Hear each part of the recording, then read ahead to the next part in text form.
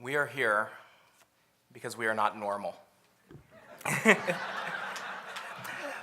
We are gathered this weekend to lobby, to press our government for a different set of policies, even though many, or maybe even most of us, will never benefit directly from those policies.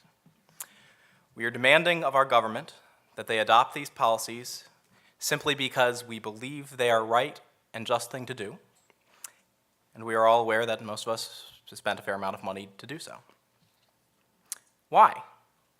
After all, there are football games on.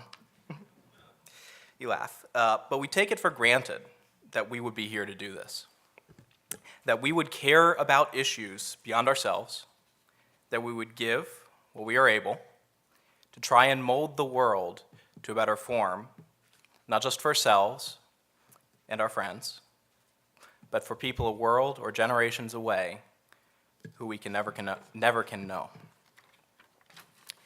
Even in years where turnout is good, barely half of the American public will ever turn out to vote.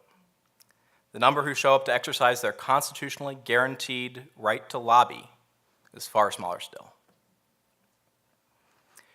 We are here because we look at the world and see a world that must be better. We are here because we cannot turn away.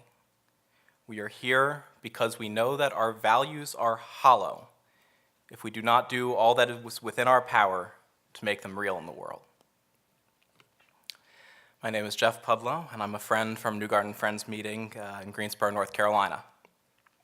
And after a couple of twists and turns here in DC, I'm now the program assistant for nuclear disarmament and Pentagon spending, which is a lot of syllables, but means I work with Anthony Weir on low-yield nukes, the bloat of our military, and on North Korea. I know many of you have been working, many of you in the room have been working with us on that this past year. I just want to take a moment to say thank you. Growing up, I was very active in the Cub and Boy Scouts, going all the way from Tiger to Eagle. It's not a perfect organization, to be sure, but they get one thing very right: principles of values-based, lived citizenship.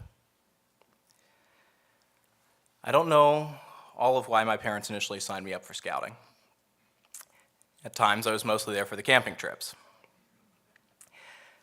But the part of the experience that has remained with me is far deeper. Every meeting leads off with the Scout Oath, which I know is not a word you normally hear in a gathering of Quakers, and the Scout Law.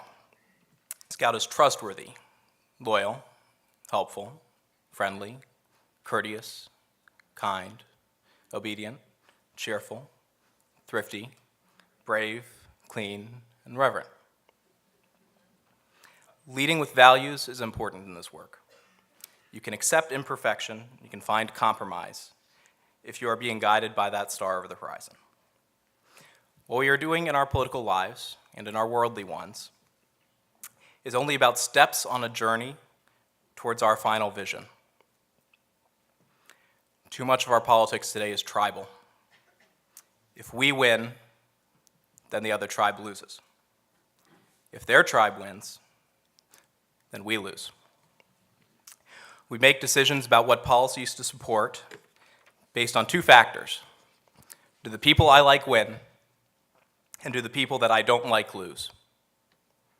Values, if they enter into the equation at all, are a distant third. At FCNL, we strive to be different. We strive to lead with our values. We seek justice because it helps every tribe, and we oppose retribution. We seek equality because it is right, not because it wins votes. We seek peace. We seek to make a world free from war and the threat of war by trying to reshape how we spend our nation's money on developing stronger, more resilient societies, rather than spending more money to more rapidly bomb societies apart.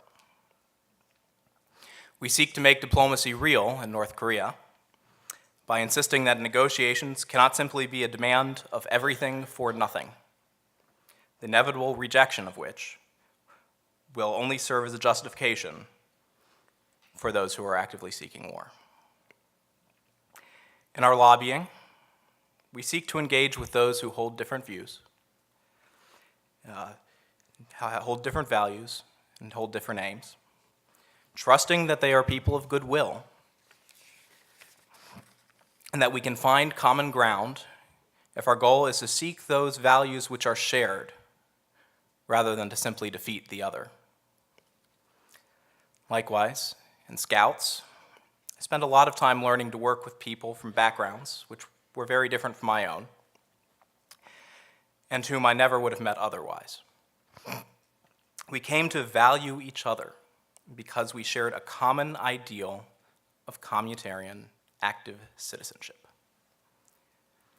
This weekend, we are here because of that same basic ideal. Our nation is a community, and we are responsible for serving our neighbors. All power ultimately rests upon us, the people, we, the neighbors. If we do not demand change, there's no one else to do it.